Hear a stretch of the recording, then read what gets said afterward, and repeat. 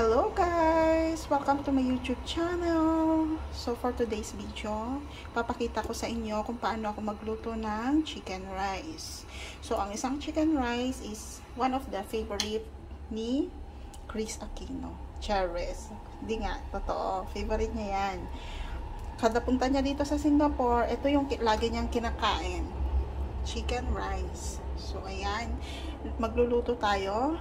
Meron ako ditong luya, bawang, sibuyas, at saka yung pandan leaves. And itong chicken is, linagyan ko siya ng soya sauce at saka sesame oil. I-steam ko lang yan mga sis, mga dudong, mga inday. Steam lang yan. Wala nang gagawin dyan, kundi steam lang ng 30 minutes. Kung ano yung prefer ninyo, kung gaano kalambot yung manok, it's up to you. So, ito yung rice. Winash ko na din yan. So, mag-start na tayong mag-fry bago natin ilagay yung rice sa ating rice cooker. Kailangan natin igisa muna yung ating luya. Ayan.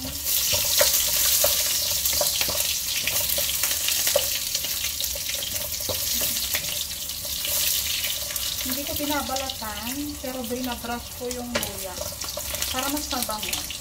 Ayan. Ayan ang ating prepare dito sa ating chicken rice. Ayan. Ayan lang natin. Bango.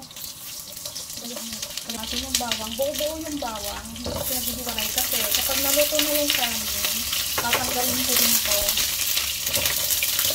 Kaya pinag-iwalay ko. Para mas magaling matanggal.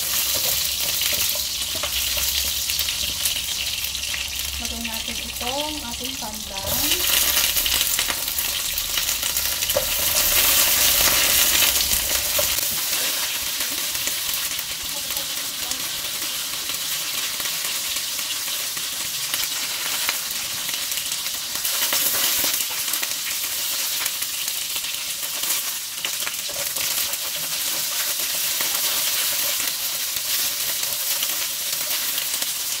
Ayan na, ilagay ko na yung rice.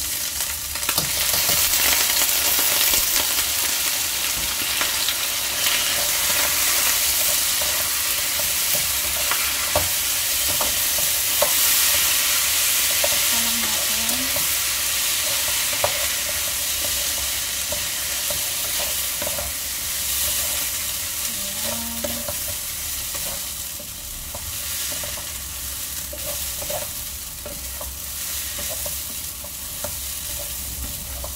Ayan, ilagay natin itong ating chicken rice base. Ito yan.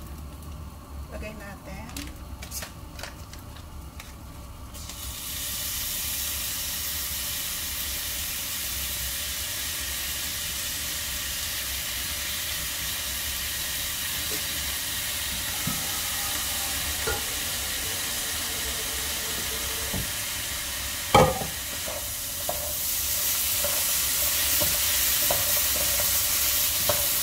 Ano lang natin dun sa kanin.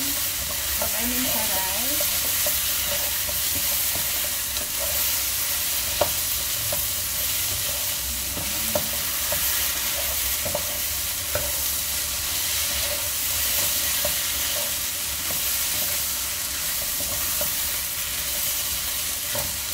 Okay, lagyan na natin ng tubig.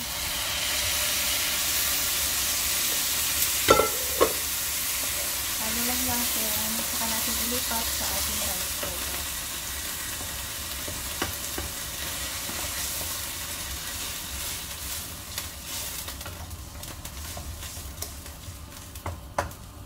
Ayan. Ayan. Ayan, kumukulo na guys. Pinakulo ko lang siya ng konti bago ko ilipat dito sa ating rice cooker. So, ayan. Ilipat natin.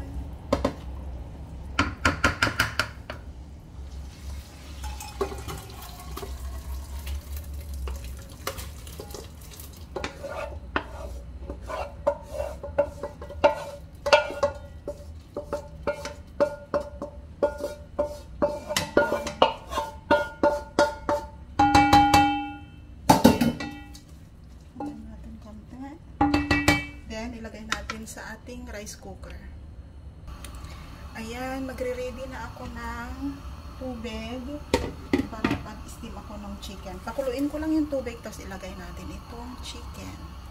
And ito naman yung sabaw para sa chicken rice. Ito yung soup nila. Lagyan ko ng chicken feet. Ayan. Tapos pork bone para malasa. Ayan. Cabbage lang yan. Anong tawag nitong cabbage? Repolyo. Ayan. So, check natin ulit mamaya yung rice. Kung paano siya. Kailangan hindi siya magdikit-dikit. Magkakahiwalay dapat. At saka hindi siya yung talagang lutong-luto na normal na kanin.